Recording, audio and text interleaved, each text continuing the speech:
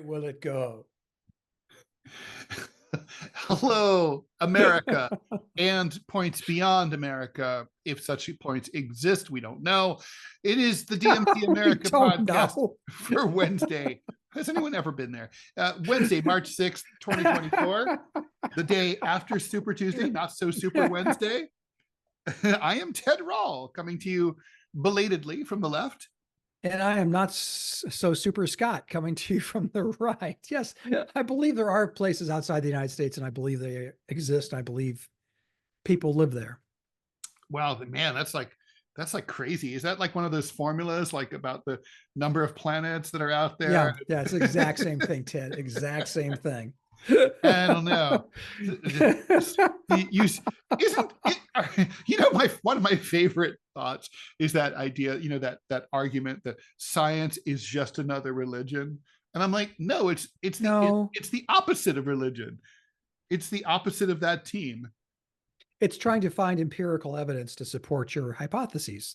And it takes a big brown crap on top of faith. Faith means nothing to science. Well, but you can be both. You can believe, and I can count myself among the people who I have strong faith, but I also love science. I'm a space geek, and don't you think it's I think lots of people do believe in both, but obviously, Scott, it's a contradiction.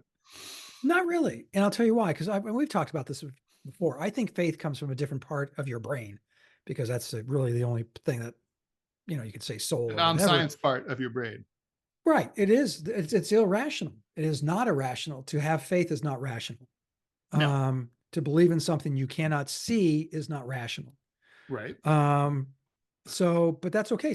And I compare it to, it comes from the same part of your brain that love comes from. You love somebody, you love people, you love things, and it's hard to define why. You can say why you like it, why you lust after them, whatever your relationship is, but you really can't say why you love them. I mean, that's kind of where I think it's not rational. It's right, but it's not. No one would ever say love is scientific. Although I guess you can say there are certain enzymes and hormones that are triggered when you have. Oh, sure. And look at the dating sites. There's a million of them, and they all seem to say they have the secret sauce at figuring out who's compatible for whom and how and why. And there may be some science to it that, and let's face it. I mean, what has AI proven? Anything is that we're not that complicated. We're really, well, I don't know. I would say AI is not doing a great job yet. Right. I mean, I just came back from lunch with a friend of mine. He's writing a novel, and he's using an AI helper called, I actually wrote it down. Plagiarism.ai. No, it's called Replica with a K. So it's the extra K is like America with a K. Replicosity. But and you can have literal conversations with it, saying, "Hey, listen, I was thinking the character was going to walk through this door into a bar," and the Replica will say, "I don't know that your character would do that." I mean, It's weird. The things I thought that AI and the computers would be the last thing that they could do is now becoming the first thing they can do. And that's creating art, literature, poetry. Some of the literature is pretty good now. The art, the art sucks. Yeah. Well, some of it, but I mean, here's the thing. I was reading in the Washington Post, and on the cover of one of their sections was how AI art looks like AI art. Yeah. This was clearly it has a distinctly early 90s, like that kind of glow, heavily photoshopped kind of vibe. Yes, exactly. And so this was clearly an AI product, but at the bottom of it says artwork by, and had a name. Not the AI site, not ChatGPT or Dolly or any of that stuff. It was art, and it made me furious for obvious reasons, because as an artist, it's like I sign my art because I've created that art. This guy did not create this art. He typed in, draw a person looking at the night sky while standing amongst a bunch of petunias. And then he got it. Yeah, no, well, I mean, that is obviously problematic, to say the least. So Scott, speaking of problematic, let's talk about our election system. So yesterday was Super Tuesday. Donald Trump eliminated his last rival for the Republican nomination. Nikki Haley dropped out of the race. Trump swept every one of the GOP primaries except for Vermont, which even Nikki Haley just fell short of 50% in Vermont. So she didn't even really, she won that one by a plurality. But in most states, he was well into the 70s. So comfortable win there for Donald Trump. Over on the Democratic side, things were a little bit more nuanced. Biden also prevailed. Far fewer Democrats showed up to vote for him than Republicans showed up to vote for Trump. But I would attribute that, correct me if I'm wrong, to the fact that, Trump versus Haley was a real contest, versus Biden versus Williamson and Phillips was not a real contest. And so this was a distinctly Scottian kind of event. The only surprises were, and I will save the best for last, uncommitted won by 19% in Minnesota. That's a big headline for a couple of reasons. That movement started. Wait. I thought it only got 19%. It got won? 19%. Okay, so it didn't win by 19%. No, it got 19%. Correct, did not win. Thank you for the correction there. But uncommitted got 19%. Now, bear that in mind, that the uncommitted movement in Minnesota only started a week ago, after 13% of Michigan Democratic primary voters voted uncommitted after months of campaigning in favor of that. So just with a week to go, the Minnesotans scrambled with a far smaller Muslim population than Michigan. And even so, the percentage was sizable. 1 out of 5 Democrats voted for uncommitted. North Carolina, 11%. Colorado, 8% uncommitted. So that's something that Democrats have to be watching. And of course, what we really should spend several hours talking about is the results from American Samoa, where Joe Biden got his ass handed to him by someone we've never heard of. Who, by the way, didn't even go to American Samoa to campaign. There were only like 90 something votes cast in American Samoa. Okay. But more than half of them went to this other dude. Who was the other dude? Oh, I have to look that up now. You're embarrassing I'm me. sorry. Yeah, no. If it was Guam, I'd be all about it. No, I know, but it is like a Guam-like event. It is well, do you remember that you and I working when you were helping me with Prickly City, and we decided to have Kevin, the lost bunny of the apocalypse, enter the Republican caucuses in Guam? Jason Palmer wins 51 votes to 40. Oh, who is Jason Palmer? Do you have any idea? Jason Palmer is apparently an entrepreneur. Okay. Businessman. He will be best known as the man who won the American Samoa caucus. That is, as goes American Samoa, so goes the nation. You would think that this would actually be a story, because that's kind of stunning. It is a story. It's a curiosity, of course. Well, to finish our story about Prickly City trying to get one of its characters to win the Republican caucus in Guam. Do you remember how that ended, Ted? No, I don't remember how that. Guam canceled the caucuses because apparently Kevin, my character in my comic strip, was getting some significant traction.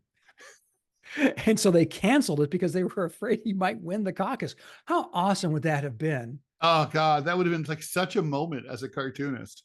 It would have been epic. So they just changed it, and the central, the whatever they call the Central Committee or whatever the Republican Party nominated, gave its delegates to, at the time, I believe it was Donald Trump, or who, it must have been, this was 16. So I think they gave it to Trump. You should definitely reach out to someone in Guam and do an appearance there someday. I kept trying. Yeah, you should do it. I mean, it's like, I know the airport's a little dicey, so you might not make it, but like still, there's been incidents. I think it was Korean Airlines where a plane skidded off the runway in Guam. Oh God. Yeah. Not good. It's a small place. Probably not a lot of room for the airport. And then we will dive into Super Tuesday. But Ted, real quick, have you ever had a joke in your comic strip that was funny only to you? Have you Oh, ever that's done that? like, that might be all of them. I during the Guam thing, there was a character asked, one of the other characters asked Kevin, why are you focusing and putting everything on Guam? He goes, because as goes Guam, so goes the Johnston Atoll. Which I still think I is think it's hilarious. funny. Yeah. Nobody else laughed. I tell that joke every time when I give a speech, and I Nobody show laughs. this. Nobody laughs because, first You should off, probably, you should take a lesson from Trump. You know, he tries out a line. If it falls, if it lands, if it doesn't land, if it falls flat, it's dead. You'll never hear it from him again. well, It's this only is if it my gets example. applause. Yeah. This is my example of like writing for yourself, Yeah. because to me, it's hilarious. In fact, I collect flags and I have a Johnston Atoll flag. What does it look like? It looks like it's for a like a low level hotel chain. I'm It's looking that really, up now. I have to know this. it's like a stylized bird flying over water. And it says, just in case you were confused, it says Ooh, you're Johnston right. Atoll on it. Yes, it does. It really does look exactly like as you described. It looks like it would be like a mid-market hotel chain. Yeah, Not come to the quite as Johnston bad as Atoll. Embassy, not quite as bad as like Embassy Suites, not quite as good as, not as bad as the Radisson, not as good as like the Four Seasons, something Yeah. in between, like Yes. around a Marriott. Come visit us at the Johnston Atoll Wow. Hotel and Suites. All right then. Under the jurisdiction of the U.S. Air Force. It's Yes. it's the only people who are allowed on there. All right, well, interesting and strange. Yeah. It Anyway, is, however, home to thriving communities of nesting seabirds. So there, fuck well, everyone that's cool. else. But And they has can't significant vote. marine biodiversity, so it's already woke.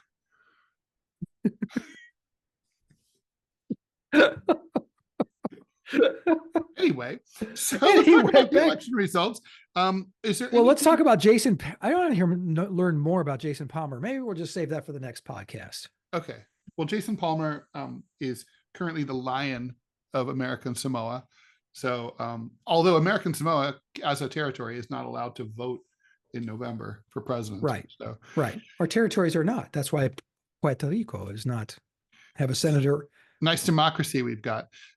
Anyway, so what was I going to say? Oh yeah. So like, all right. So Scott, what jumped out at you, if anything, or was this a completely, I mean, look, this was a 98% predictable outcome. Yes. What was it? What about that 2%? Is there anything in there worth noting? I think the Nikki Haley, the 20% in the Republican Party that voted for Nikki Haley, clearly those were protest votes. They weren't voting for Nikki Haley, but they were voting against Trump. And that's rather telling. Although in some states, those were Democrats. There were, and so that's, it's hard to, figure out, to get a very specific focused idea of where these numbers came from and where they're going. But it's 10, 15% of the Republican Party doesn't want Donald Trump. Given that this is going to be a very narrow election, the numbers for Nikki Haley were bigger in most states than they were for the uncommitted vote on the Democratic side. Now, that may be because the Democrats just didn't come out to vote in the numbers that the Republicans did, whatever the reason. I think that's rather telling. The uncommitted stuff, I think that's a progressive wet dream that just, you and I have talked about that. I don't know that it's significant. 19% is nothing to sneeze at, but the 13%, 15%, you always have that element in the Democratic Party. You always have. What was his name, Ted? The senator from Iowa. He was a socialist and didn't, before they could call themselves socialists. Harris. Does that ring a bell? Harris. Yeah, Harris. And he ran from the far left, and he was getting during, I think it was 1980, maybe it was 76. No, wait, I'm sorry, 84 or 80, 84 or 88, he ran. And he ran pretty much as Bernie Sanders. And got, about, again, 19, 20% of the vote. I suspect there's that element of the Democratic Party. So that doesn't really, if I was Biden, I wouldn't be freaking out, man. I would be pushing for a ceasefire in Gaza and get that issue off the table. In Do you think addition, that do you think that is, I mean, what would a cease, I mean, look, I do think that's the main takeaway from yesterday's results, is that anger over Gaza is significant. The question is, but that raises a lot of questions. Is it enough to keep people from vote? I don't think they'll move over to Trump unless no. Trump were to able to be like Richard Nixon in 1968 and have a secret plan to end the war in Israel, in Gaza. But but like they would not. But would it be enough to keep them at home? And if so, like what could, like, how does Biden solve this problem? I mean, if you're paid $10 million to advise Joe Biden, like, please help me with this sticky wicket, right? I mean, I can't risk offending AIPAC and Jewish Americans and other American supporters of Israel. But I've got the progressives are crawling up my ass. They're pissed off. What can I do to assuage enough of the progressives to not lose this November without pissing off the Israelis, the pro-Israel people? Yeah, I think, well, first off, you send your vice president out there to say, knock that, what's happening is bullshit, knock it off to the Israelis. And that's what happened. Vice President Harris did that yesterday or day before yesterday. I think that's part of it. I think you really have to be working very hard behind the scenes, get a real ceasefire, a lasting ceasefire. Going into, what does a lasting ceasefire look like? Like, what's the formula? I well, mean, first are and we foremost, talking about Israel stops bombing things and shooting things. I mean, permanent? start with that. Well, permanent being, yeah, what's Well, for the permanent? foreseeable future, Yes, you would say until now. election day. And I mean, they're already floating the idea of the Scott Stantis peace plan, which is that Israel's now going to partner with Saudi Arabia, United Arab Emirates, Egypt in rebuilding Gaza. Wait, Now, where do you see this? I haven't seen this anywhere. oh, I saw that they're being pressured by the United States. I mean, there's talk of it. I'm not saying they're doing it. Yeah. Yeah, come I mean, on. I don't see what's in it for the Israelis. I mean, they've almost completely ethnically cleansed Gaza. It's like they're like, they've done 9/10 of the work. Why would they quit now? They're about to get at the whole thing and kick the entire population out into the Sinai. Why would they Right. stop? Because the blowback on that internationally in Israel, Netanyahu's not going to live forever, and they're going to have to live with the repercussions if they do decide to just, occupy and just turn it, as you say, into Club Gaza. And but the advantage to them being the ones building the stuff, Ted. I mean, think about this: you can have very sophisticated listening devices implanted in the walls of every house in Gaza. True, you could do that. But I mean, and these people the Palestinians have to go somewhere. Are they just going to send them off into the Sinai? Egypt's not going to put up with that. Egypt will say, you have to go home, and there has to be a home to go back to. Right.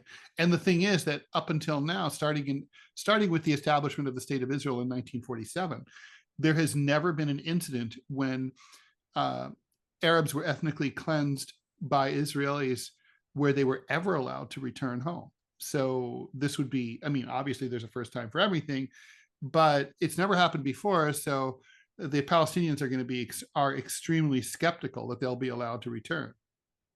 Well, and you can't blame them for the skepticism, but the proof is in the tasting, right? It's going to be if Israel does step up and do what it should do.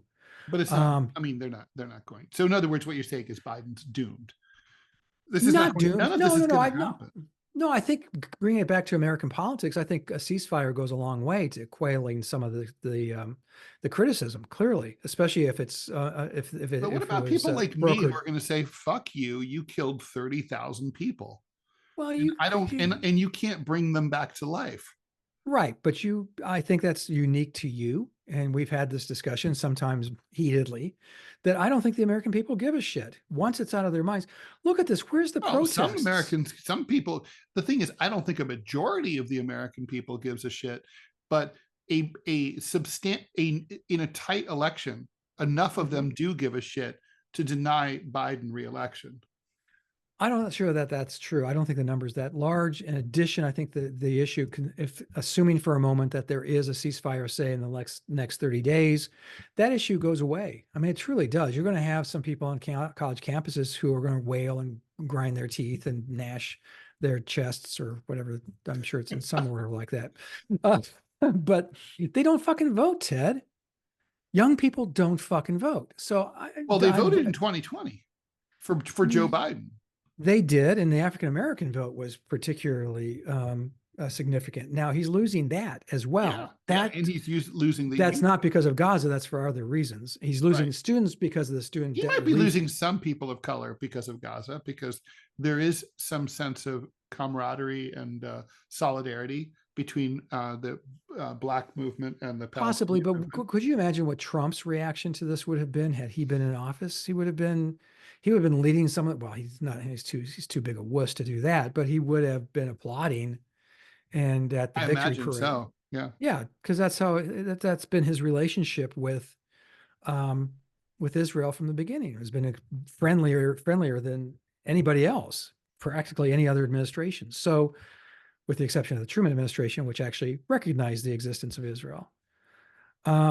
So politically, what do we take away from Super Tuesday? The same stuff you and I have been saying for a year, which is the nominee for the Democratic Party is going to be Joe Biden. The nominee for the Republican Party is going to be Donald Trump. The nominee for the Green Party is going to be Jill Stein, for crying out. I mean, Jesus, she's the Eugene Debs of her generation. True.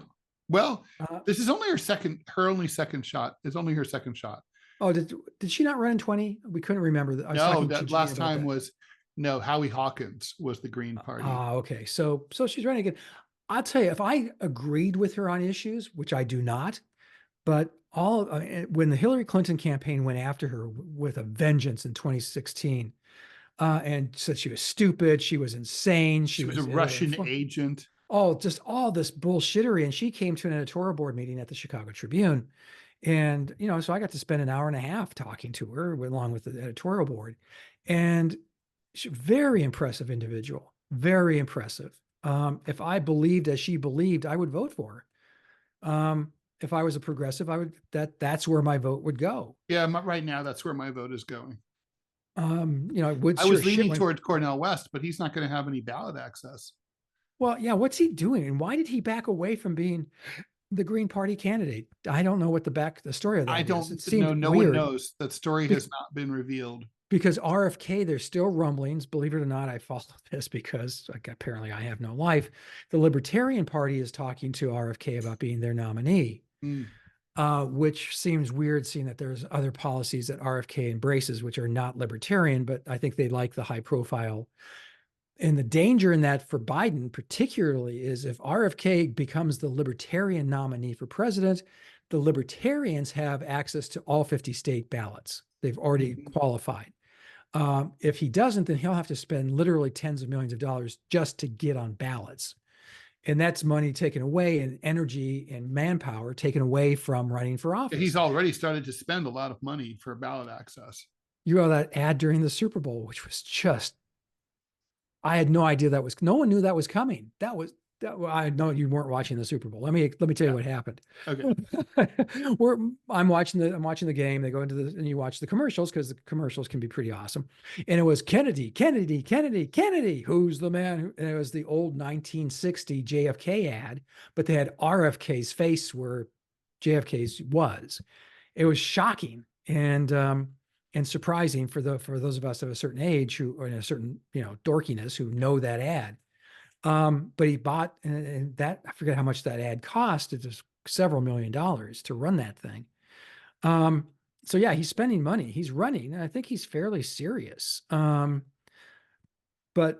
like I said, if he is the Libertarian Party, which does have a candidate running in the primary, he's not that serious because he was invited to come here on the DMZ America podcast. Right. And obviously he's scared of us. Yes. And most notably of my association with Clovis. Oh God. So, yeah. And, and he Clovis also and knows the Kennedy about our clan. fascination with flamethrower drones. So between all of that and my astounding collection political ephemera, and Yes. yours. Well, yours is way better than mine. Yeah, that might be true. I don't know. Yeah. So hopefully you'll see that soon. So anyway, Yeah. so listen, so tomorrow is the State of the Union address. Yeah. Democrats are framing that as an opportunity for Biden to prove that he's not addled and senile. I know. Now I want to point out that, like, I recently read something, we've been talking about this for years, about like sort of like, well, what's the difference between someone who's occasionally forgetful, which is like everybody, and someone, I mean, when I was a kid, one time I used to play I played a bunch of musical instruments. I was waiting for the light while walking to school, and I put my instrument down and then walked all the way to school, and then realized I had forgotten my instrument on the corner of the street. Fortunately, the guy who ran the gas station kept it for me. But so the point is, like, we're all forgetful, but like, I read a pretty good description about people who suffer from dementia, and they said the difference is a person who's just forgetful has trouble remembering where they parked their car in the mall parking lot. A person with dementia is standing right in front of their car, and they don't recognize that it's their car. Joe Biden, among other things, called a few months before this incident, he attended a funeral service for a woman named Jackie something who died in a car accident. He attended the funeral. He spoke at the funeral. He sent a letter of condolence, handwritten, very lovely, to the family of the woman who had died. A few months later, he's at a rally in her hometown, and he says, "Hey, Jackie, stand up. Thank you for all the hard work you did here." Okay, so looking for someone that died either means you see ghosts, or it means that you have dementia. Yeah. Okay, that's all I'm saying. So what about forgetting your wife?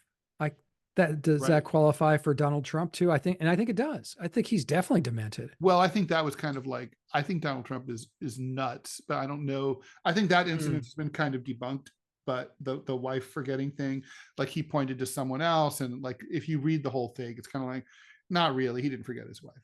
But I'm going to say, like, but be that as it may, the point is, whether it's fair or not, and politics isn't fair, the perception is Trump is fit as a fiddle and Joe Biden isn't, and that Joe Biden he needs to perform well tomorrow in order to show that he's not. Scott, my take, tell me what you think. I mean, my take is it's not going to make any difference. I mean, we already know he can read. Let's say he goes out there and reads. Let's say he goes out there and what some Republican, says something rude, and he like shouts back at him in angry old man style. To me, that's not what the voters are looking for. The voters are looking for a bunch of unscripted moments. They want to see Joe, like Gorbachev, jumping out of the limousine and mixing it up with ordinary people. They want to see Joe at Starbucks ordering. They want to see Joe on Hannity. They want to see Joe in town hall meetings with hostile audiences, including Republicans and progressives. They want to see Joe show up like Nixon did when he went to the Lincoln Memorial to meet with the hippies and try to convince them that they shouldn't be mad at him over the Vietnam War. Joe should show up at a pro-Gaza rally and talk to people. I mean, I'm not even kidding. These things might sound outlandish, and someone else might not have to do it, but Joe has to do it if he wants to put this issue to bed. He can't put this issue to bed because it's real. Have you noticed, by the way, your fellow liberal on the left, cartoonists now are starting to say maybe Joe's not up to the job? I had not noticed. I got so tired I don't really read them that much. They're doing whataboutisms, Trump also. Yeah. They both are. They're both, well, but at least it concedes that there's a problem here. True. And there's a problem here. And there's a problem here because there's a problem here. Because Joe Biden. So, I mean, Joe Biden, here's what it would take tomorrow night. He'd have to, Mr. Speaker, the President of the United States. He'd have to sprint down to throw his speeches to the speaker and to the president of the Senate, then literally from a dead stop jump up to the visitors gallery and give Cirque du Jill just a Soleil big, style. yeah, a big groping kiss, and then jump back down and strut to the podium. And then walk up and be like, "Hey, bitches." Yeah, anything short of that. Yeah. You can't, because the thing is, I mean, Ted, He's just going to walk up there and read. And so, okay, he walks up slowly, by the way, don't forget they Shuffling. shake. Yeah, he shakes hands with people. He's watched this. If he has his handler, now this is something I've noticed in the last 6 months. He always has somebody near him. Oftentimes it's kind of a nondescript person. They don't look typically like Secret Service. They're not some burly dude. It's, I've seen a couple of times where it's a, sorry, I told you once before, everything is connected to my Mac everything. So you can just got a disconnect call. that. So you just can. know. I know I should do. Next time I'll try to remember, and I won't, because I'm old and I'm addled. No, but he had the last time I saw him, he was actually an African-American woman who seemed to be in like late 30s, early 40s. She's not aware of his history No. opposing busing. She's absolutely, her job is to help him stand up and sorry. Walked all over your line. I know. Sorry. It's all right. No, I had that coming. No, but her job is to help him sit up and stand up and sit down.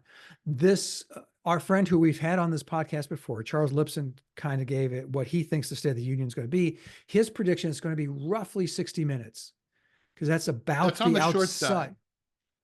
60 minutes isn't quite It's short. always a terrible speech. Well, there have been some that have been better than others. And I mean, Reagan's well, great. They're all bad. What is the best State of the Union address that's ever been given? Oh, I think JFK's, when, we dare to go to the moon and do the other things, not because it is easy, but because it is hard. Oh, is that a State of the Union? He had given that speech earlier in Texas, and then he incorporated the same verbiage in the State of the Union. I'd say, I'm trying to think of some others. Reagan's were good because he was theatrical. Remember when he brought the briefcase? He's carrying this huge briefcase. He puts it down by the podium, and then he starts into the State of the Union. He says, "This is the federal budget." And he pulls out these 3 massive bound binders. He says, "That's just for this year." And it was a great moment as theatrical. Yeah. I'm trying to think. The only one I can kind of remember is right after Monica Lewinsky scandal broke, Clinton his staff went through his copy with a fine-tooth comb so he would have nothing that could be even remotely construed as sexual. Which I think, could you imagine there? Okay, Ted, you finally made it. You work in the White House for the President of the United States, the most powerful man in the free world. Here's his State of the Union speech, the most important speech he'll give this year. See if there's any references to dick or pussy in this. De-sex this fucker. Make it as sexless as Liberty University when there aren't a spate of rapes. So what about all right, so he 60-minute speech. What are the highlights going to be? I mean, obviously he has to brag about the economy. He's going to do that, and he has good cause to. Yes, he does. And I think that's a victory lap. He will. I think inflation, which is part of the economy, but inflation is down to 3%. I wouldn't be surprised if he proposes like federally legalizing abortion. I think that, and I would not, although this isn't that sexy of an issue, and may not rise to the level of State of the Union, but there's a lot of chatter. Tell me if you've heard the same thing about legalizing weed, descheduling weed. I think that Kamala is pushing it hard. That would make him look a little hipper than he usually does. So there's that. Although I've heard that he's very skeptical about cannabis decriminalization, descheduling. So I think, he's going to push this whole like war on junk fees thing. He will do Oh, that. that's smart. That's really smart. It is smart. And then if the Republicans are smart, they'll applaud for that too. You know how sometimes you'll get it in the past, both parties will applaud for something. Well, you also have to ask yourself what horrid fashion will what's her name from Georgia? Marjorie Taylor Greene. Yeah, Marjorie Taylor Greene. I wonder what and well, we're losing the Lion of Arizona, Kirsten Sinema, but she'll be there. Yes, she is, and she has stepped down. That was a shock. I have to admit that was a shock. Well, we are heading towards a flip, I think, where we may end up with a Democratic House and a Republican Senate come this November. But that's a different topic for another time. Yeah. Okay. So Super Tuesday, the takeaway is we're getting the matchup literally nobody wanted. Right. And how does that play out over the next 10 months? God, people did want it. I mean, in a way, right? I mean, well, if on the Republican side, people had been willing to vote for one of Trump's opponents, or on the Democratic side, if they'd been willing to vote for, Dean Phillips or Marianne Williamson, we wouldn't have this problem. And people are like, well, they couldn't win. No, because you chose not to vote for them. No, I think you're absolutely right. And there's something to that. But in all seriousness, the general population of the United States, nobody wanted this rematch. And we didn't expect it. Joe Biden said he was running for one term. He lied to us. That's true. But Trump is going to run as often. I guarantee if he loses this one, he'll run again in 4 years. Oh, yeah. If he's still alive, absolutely he will. Even if he's not. Well, do you think he will have been? Do you think he will have been convicted of any crimes by November? I mean, by the way, we should also mention Donald Trump. I mean, the podcast sailed right past this, but he had an amazing victory earlier this week, right? The 14th Amendment. They went with the Ted Rall theorem of legal America, which I disagree with, which is, do you like democracy or do you like the law? And they like the law. They said, no, you mean they like democracy. They went with right. They went with democracy, and they fuck the law up the ass is what they did. Well, the law is a weird law. I mean, there was no precedent. The law sucks. The law was poorly written, but the law was the law. And right, but they decided that they had to go with letting him on the ballot. Here's my take on that: is that good decision, but I hate it. And also here's the thing: it's not like Bush v. Gore. Which is a decertified decision that can never be cited as precedent. This one can be. They think they drove a stake through. They basically nullified Section 3 of the 14th Amendment. However, what they've also done is taken away. They've basically taken away the idea that the states are in charge of elections, and they're completely. So now, like if you think about Bush v. Gore, the reason they decertified that election, that decision, was because the Florida State Supreme Court should, under our Constitution, have been the highest authority. Here, at least when it comes to the 14th Amendment, Section 3, the court now says that the federal government is the highest authority to adjudicate this issue of whether or not someone is an insurrectionist, right? Well, what is to prevent in the future when someone has like a recount issue or whatever, to challenge an election result, to say, well, the federal government has already determined that when something's not obvious, it's not self-activating, it has to be adjudicated at the federal level. I mean, that is a major shift in constitutional powers, one that should trouble conservatives more than liberals, because it's judicial activism, and it is definitely contrary to states' rights. This was judicial activism in the most blatant sense of that word. I mean, the fact that they literally took this law, did not look at the subtleties of it. They literally said, here's what this law is.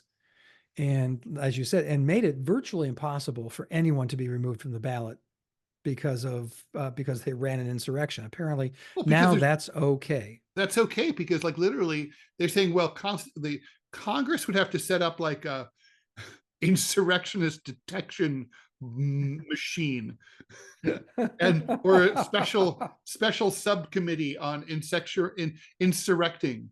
And so like then and the thing is, there is no such thing. So therefore, there's no way to determine that someone's an insurrectionist. So you can insurrect away, but there's no way to determine that you insurrected. Right.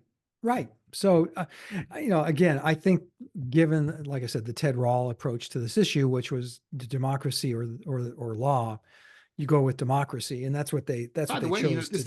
This does set up a potential appeal for that county commissioner in New Mexico who was removed from office 2 years ago under the same exact provision. No one ever determined at the federal, well, I guess it's a local office in the federal government. This ruling only applied to federal offices, so maybe it doesn't matter. Yeah, I have no idea. But I would say, but it I know that there's a lot of liberals who are really pissed off, and they said that this was clearly, the court's clearly in the hip pocket of Donald Trump. I'm not sure I see that. Do you? No, I don't think so either. I think they were in the hip pocket of electoral democracy. I think that, look, here's the thing. This is another example of why a two-party system sucks. Scott, let's say we had 8 parties and you kick someone off the ballot for being an insurrectionist. I mean, it's problematic, but it's not, going from 8 to 7 doesn't eliminate choice. It eliminates an option. If you go from 2 to 1, you've eliminated all choice. Yeah, absolutely. So, all right. Well, so I'm glad we're on the same page there. All right. I will, let's close this out and we'll move on to the next topic, which will be, of course, euthanasia, obviously. Keep it right here. We'll be right back. Of course. Why not? Hey there. Welcome back to the DMZ America podcast for Wednesday, March 6th, 2024, podcast number 140, section 2. I'm Ted Rall, coming to you from the left. And I'm Scott Stantis, coming to you from the right. Are we going to be talking like this now? Euthanasia. Euthanasia. There's, that's one of my favorite puns. There was a punk band called Youth in Asia. Were they any good? They're all right. Not that great, really. Well, they peaked at their name. So as you brought up this topic, so you should probably bring us in. Yeah. Illinois, where I am the editorial cartoonist among my many jobs, is the editorial cartoonist for the Chicago Tribune. Euthanasia or assisted suicide is now making its way through the state legislature there. Interestingly, they have, I believe, I'm not entirely sure how many other states. I know Oregon has it. Does any other American state have it, to your knowledge, Ted? I think maybe Massachusetts. That seems like a place you'd want to die. They obviously have it overseas, Switzerland being chief among them, but other European countries, I believe many of them, all, if not most, if not all of the Scandinavian countries have it. And effectively what you can do is you go and you say, let's say, Ted, I'm sorry what the lump is. You've got 4 months, 5 months, 10 months. And you can go, okay, I don't want the pain and the suffering is not what I want to do. You sign a form, you go get tested psychologically to make sure you're A-okay, which I doubt you would be because, you got 10 months to live. Yes, but, there's that. Okay, regardless of that, but you here, and this plays into the rest of the discussion. So stay with me. You have to prove that you're of sound mind and body to make this decision, to say, yes, I want to use medically assisted suicide, which makes it easier. It does. I mean, a friend of mine is a anesthesiologist here in Alabama, and we've discussed this issue. And it's interesting. It's a pill. It's almost like it's like a mega Ambien in some way. You instead of taking 1 Ambien, you're taking 100. You take an anti-vomit medication. You take an anti-anxiety medication if you want it, and then you take the pill, and you go to sleep, and you don't wake up. It's pretty simple stuff. It's painless. Although who knows, maybe your dreams you're going, no, but it's generally perceived to be painless. Like I said, the state of Illinois is now debating this question. It's one of those questions that Ted and I go round and round about. I don't know that we're going to disagree on this one. There are elements of the law that I don't like, which is the sound mind and body, because Ted and I have both dealt with parents in dementia, family members who've dealt with dementia. Let's say you're diagnosed with early onset Alzheimer's, and you know what's in the mail. We've witnessed it. We've seen it. We know what's coming. But how this law is structured, how most of the laws for assisted suicide are structured, you cannot wait until you are disabled Mhm. by dementia. That is to say, you learn now, oh my gosh, I've been having some cognitive issues. You have early onset Alzheimer's. You can do it now. But if I say, listen, I'm going to have probably 18 months of relatively good life, and I'd like to live that. You can't do that. At the end of those 18 months, when you are literally mentally debilitated because of the tests they use to see if your cognitive skills are enough that you've made a conscious, clear decision, those are going to be gone. So, then you can say, well, now we're talking about euthanasia. Are you talking about, and euthanasia, I have a serious problem with, because you can say, Ted pissed me off that last segment. He'd want to be put to sleep. Ted would have wanted it this way. And Ted's going, no, I don't. Yeah, no, Ted, he wants to die. Give him the injection now. No, I don't want it. Trust me. He's out of his mind. Just let's end the suffering now. That's where euthanasia can be used as a weapon against somebody, and I don't agree with that. But assisted suicide, I have a problem. I'm not sure if you do too, Ted, but I have a problem with suicide in the sense that I find it selfish, and I find it to be, I don't think God likes it. Well, you don't believe in God, so I guess this isn't an issue for Ted. No, like, yeah, God doesn't get a vote in my democracy. But given what I've just described, I mean, this sounds like something that the United States should have. We do it for dogs, we do it for horses, we do it for Yeah. cows. It This just used to seems make me feel very uncomfortable, and not least because of, I think it was called the T1 program, the Nazis euthanasia program in the late 1930s, that was used to basically say that it was used against mentally ill and disabled people, to say that it was life unworthy of life, or some such phrase. And it was the gateway to the Holocaust. In fact, they started the idea of gassing people en masse in the euthanasia program. They jury rigged vans. They called them gas vans, and basically they put people in the back of the van, and they ran a hose up from the exhaust pipe, and then drove around until everyone was dead. And so, without, most historians say that the Holocaust, the seeds of it are planted with the T1 euthanasia program. That said, I kind of say, look, I mean, with appropriate safeguards, obviously that's a huge asterisk. I think it is an important option for people to be able to have. I mean, I think if you start to feel or understand that, let's just say you're going to die, there's not really any substantial hope for treatment, you're going to die painfully in not very long from now, but you can avoid that. You can short circuit that by taking a final exit 3 months early. You should have that option. I would say that if you also start to feel like you're a person who cares about the life of the mind, and you start to feel that you can be tested in a way that proves this is true, and you're assessed to be suffering from irreversible dementia, then again, I think you should have that option. Hell, I might avail myself of it. So, well, let me ask you this though, and here's where it gets complicated. One of the Scandinavian countries, and I want to say Denmark, but it could be one of the others, also extends this right of assisted suicide to depression. Yep. Like a friend of mine recently did that. I'm trying to see which country she died in. What do you mean? She was Switzerland. Nora Vincent.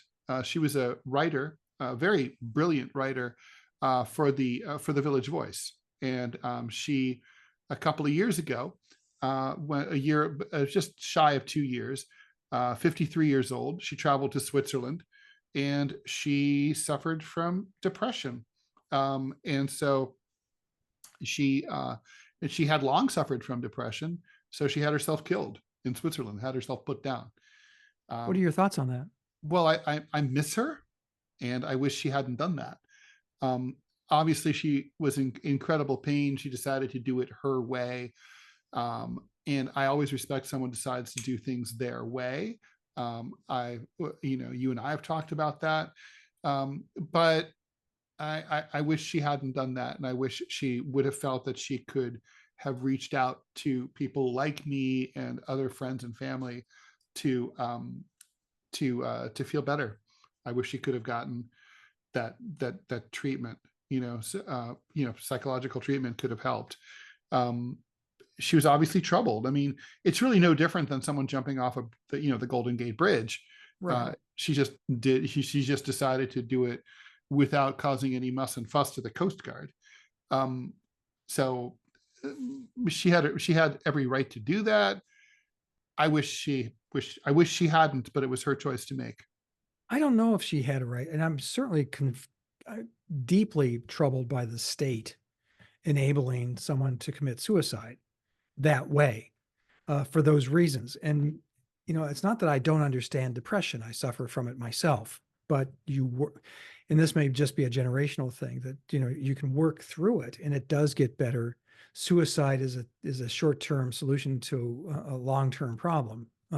You can work on it. And she may have, your friend probably obviously felt hopeless. And I'm not diminishing or demeaning people who get to that point, but I have a significant problem with the state enabling that suicide. I really, really do in that instance. And that's where, and again, the possibility of abuse is significantly raised under those circumstances.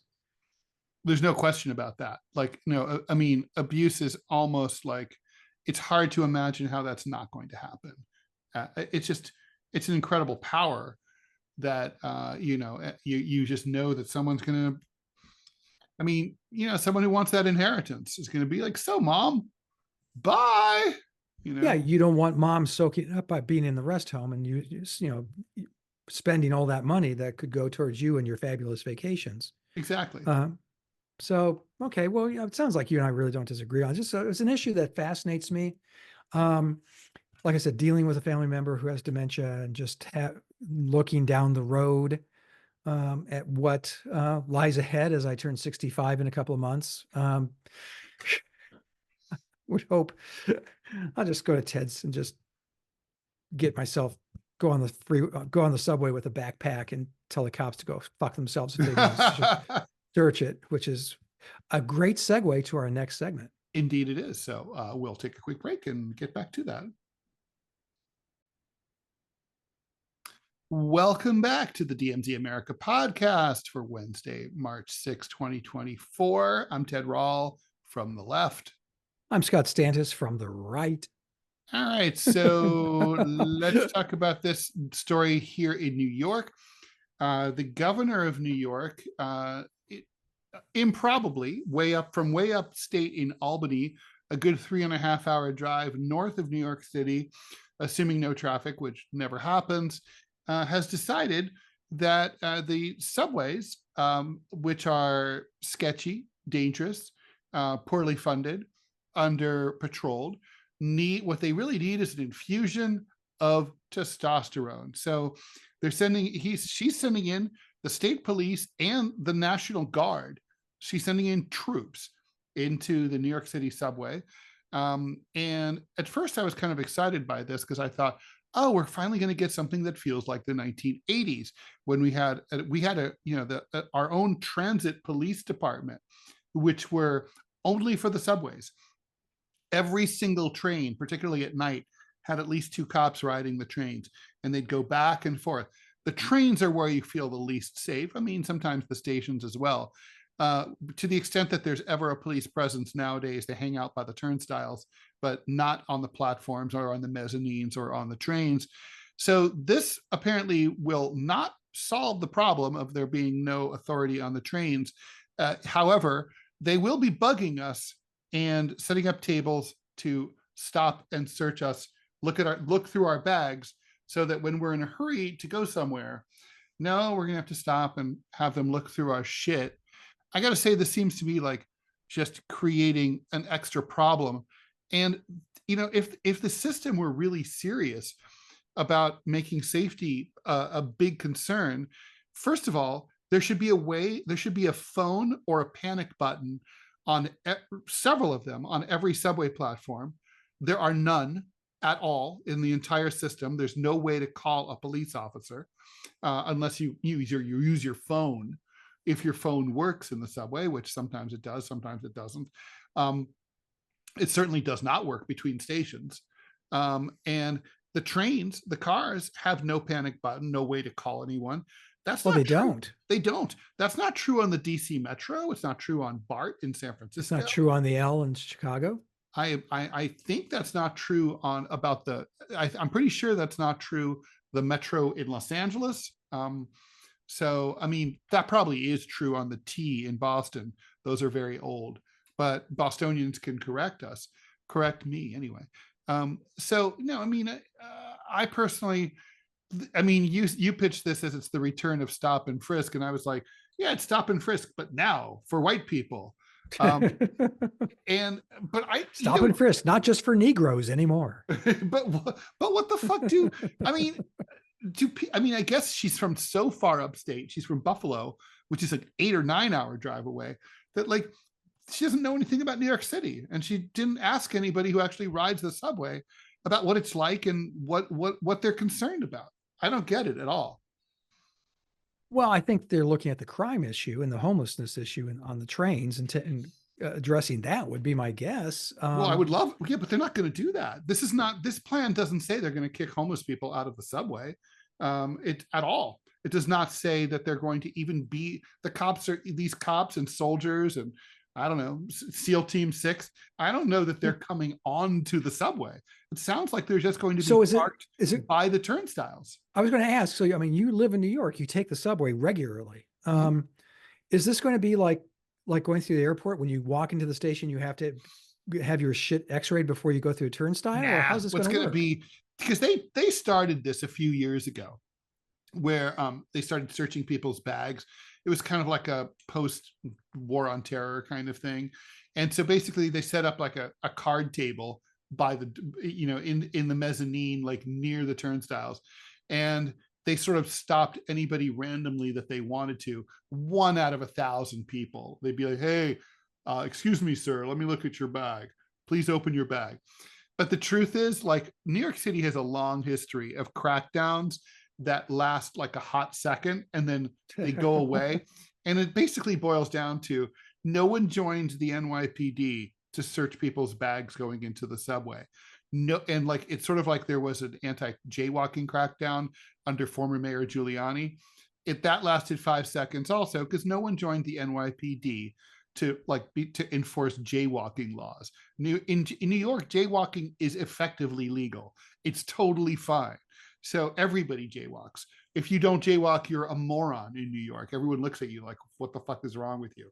So it's not really against the law. I mean, it's against the law, but it's not really against the law.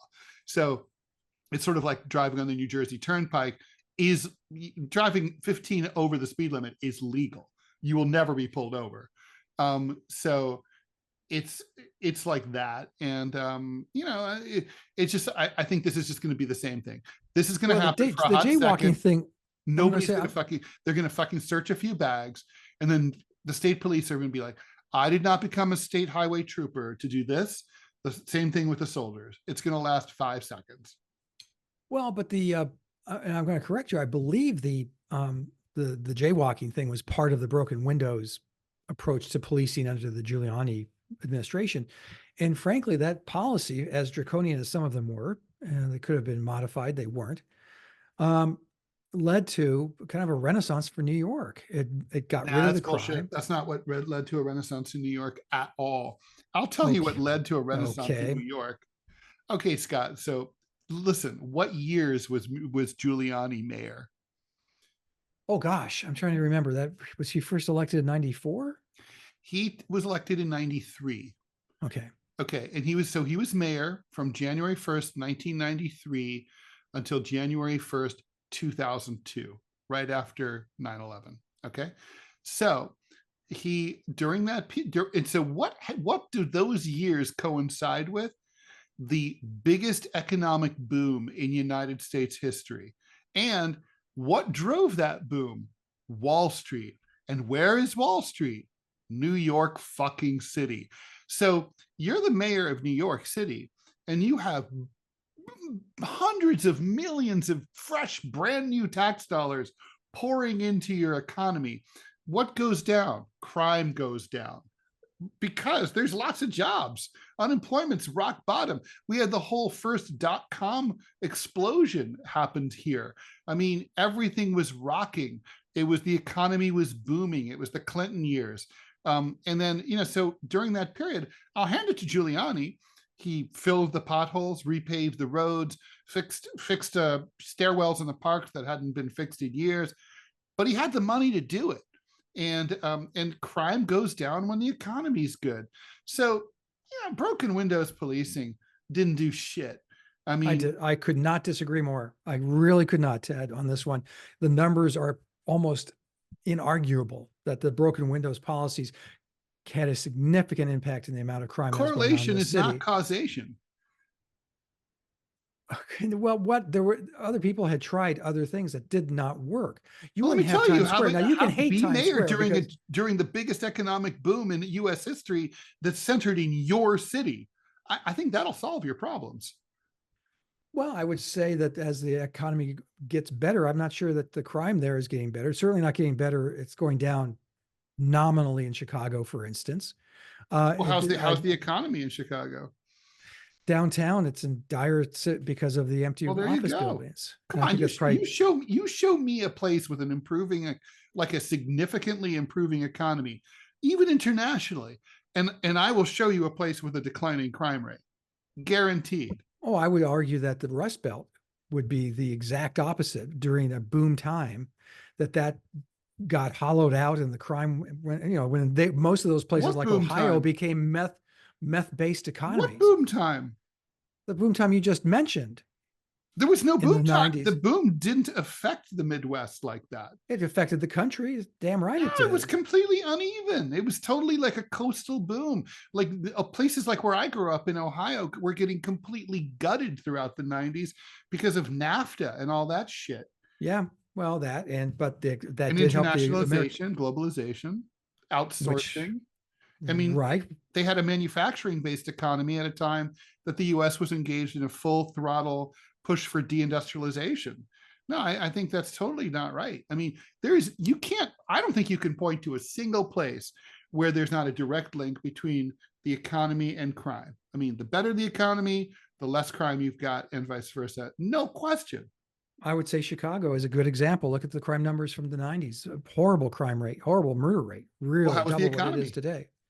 Well, they were part of the American economy, and you have obviously a massive part of the economy is there in Chicago with especially agriculture. Part of the American economy, but it was the shitty part of the American economy. It's like looking at climate change and being like, right now it's like they just got 11 feet of snow in the high Sierras.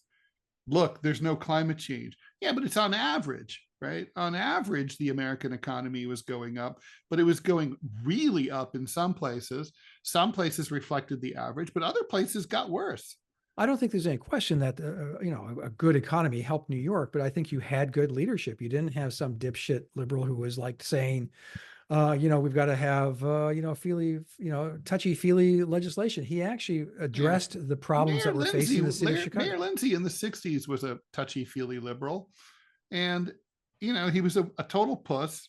And guess what? Crime went down because the economy was good in the 60s. In the 70s, he was mayor until I know, but he was mayor until the early 70s. And that's the time of Shaft. You see that Shaft, that man, you see that guy Shaft is a bad mother.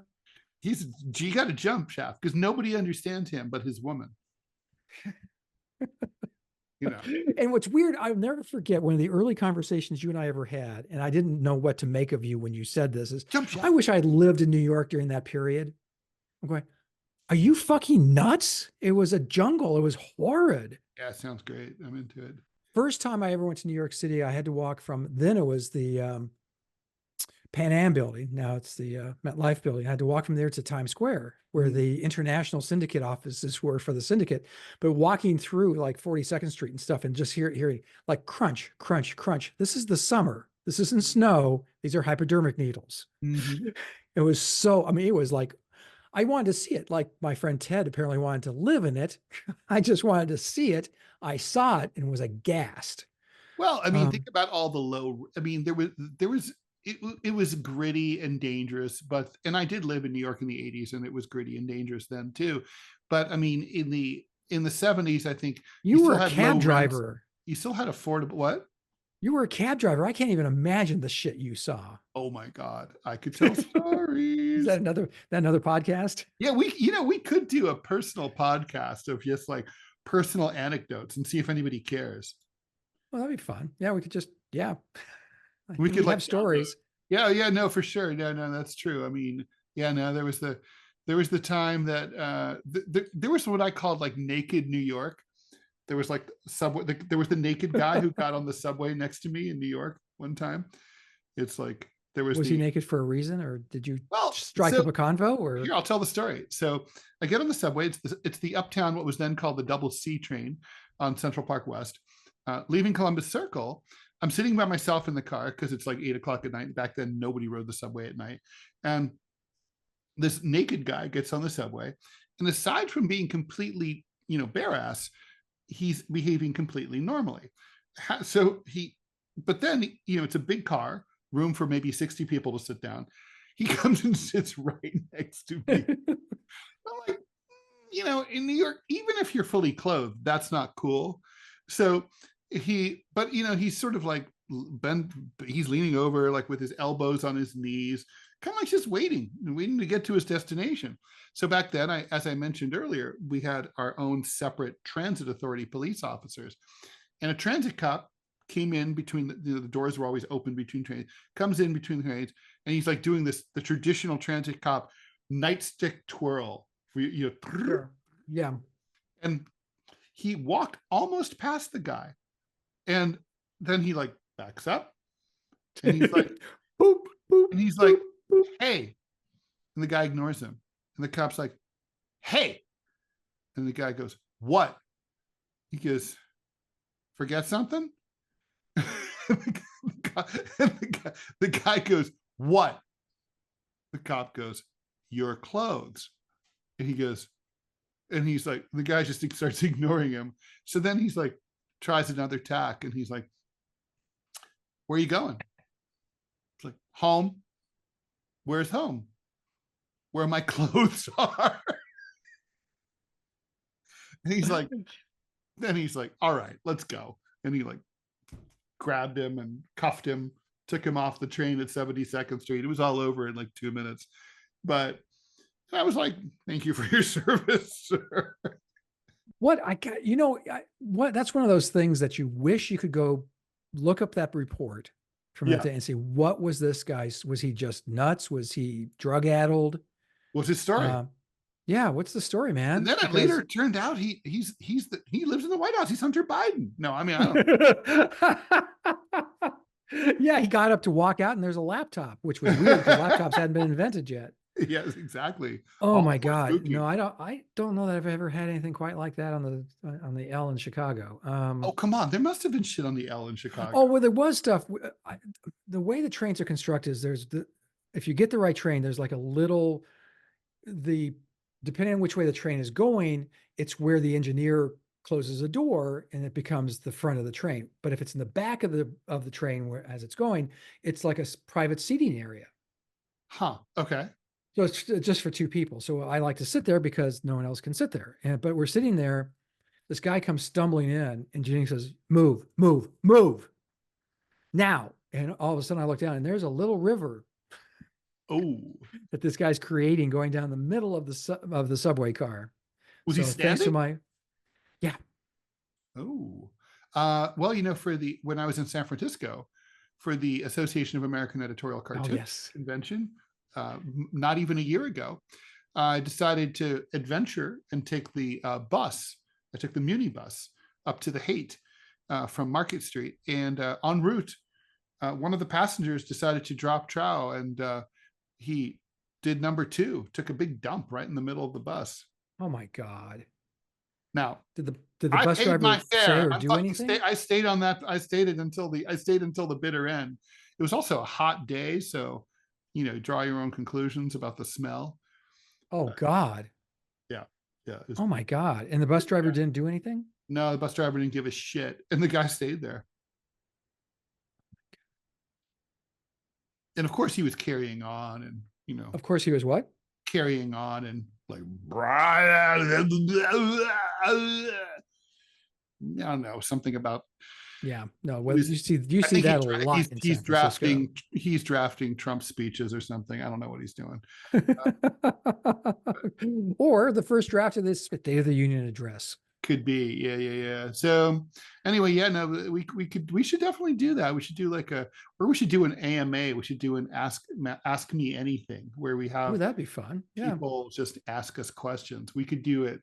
We have talked about doing a live one of these. So Yeah, that'd be fun. Yeah, let's do that. totally. Yeah, we should do it. Okay. All right. So with that, plans plans for bigger and better things in the future. Scott, where can people find you when they're not listening to the DMZ America podcast and contemplating suicide? Or I'm not taking a dump on a San Francisco bus. Which anyway, yeah. Well, just an addendum to your story. Do you remember the San Francisco convention before the last one? And our hotel was just around the corner from the venue where our events were going on. Mm-hmm. And two cartoonists were walking there, and this homeless guy comes stumbling up to him, and all of a sudden they hear him going, "Arr!" And he has dropped trowel and was laying a deuce. It's Welcome to San Francisco. It's the original San Francisco treat. I don't understand. I don't understand people who love that city because Jesus. Anyway, if you want to see my work, go to gocomics.com/Scott Stantis, one word. You can see a gallery of my editorial cartoons. You can go to gocomics.com/Prickly City and read my political comic strip.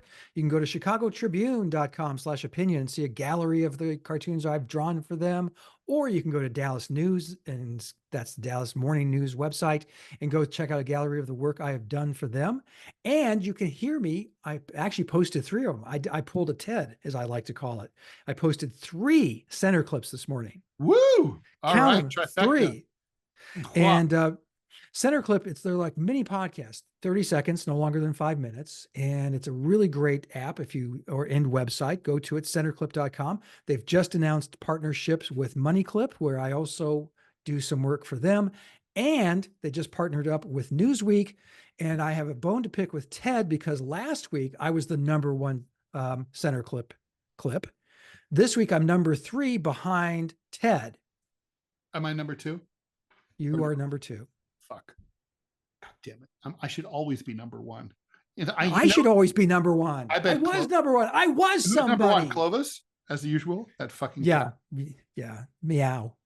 Peace. Meow, meow, meow, meow, meow, meow, meow, meow. All right. So where can we see all things Ted Rallian? Okay, so if you haven't had enough of listening to me here, which I think is doubtful, you could listen to my radio show, which is co-hosted with Angie Wong, Monday through Friday, 10 a.m. until 12 noon Eastern time on Radio Sputnik. It's called The Final Countdown. You can find it on X Spaces or on Rumble. Just look for The Final Countdown and my name. You can go to whowhatwhy.org, find my cartoon that runs on Saturdays. My syndicated cartoons and columns are at my website, rall.com. Also, gocomics.com/Ted Rall. And that center clip thingy. All right, Scott, always a pleasure. All right, brother. Love you. We'll step it up in the near future, do that personal shit. All right. Thanks, everyone, for listening. Have a great week. Enjoy the State of the Union address. And do not. We may we may come back. Go ahead. We may do a one-off if the State of the Union, if like something interesting actually is said and or happens. Right. So that's not likely, but that could happen. So okay, just be ready. We are ready, always ready.